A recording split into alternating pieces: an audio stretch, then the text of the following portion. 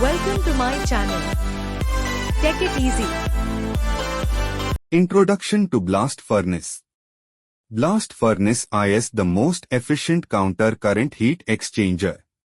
Here counter-current means burden materials flows downwards and hot gases flows upwards.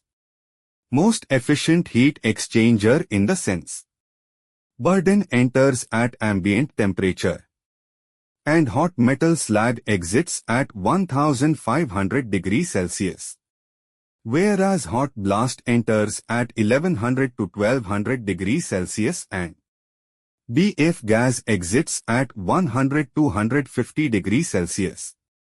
Granular zone, where both iron burden and coke retain their own initial layers in solid state. Cohessive zone, where softening of iron burden start and melting completed. Active zone coke bed among which hot metal slag drip down. Raceway, it is a partly vacant space where coke burns. Dead man's zone, the hearth is filled with a packed coke bed floating in a bath of molten metal and slag. About 2/3 of the hearth volume is occupied by coke and is known as dead man's zone.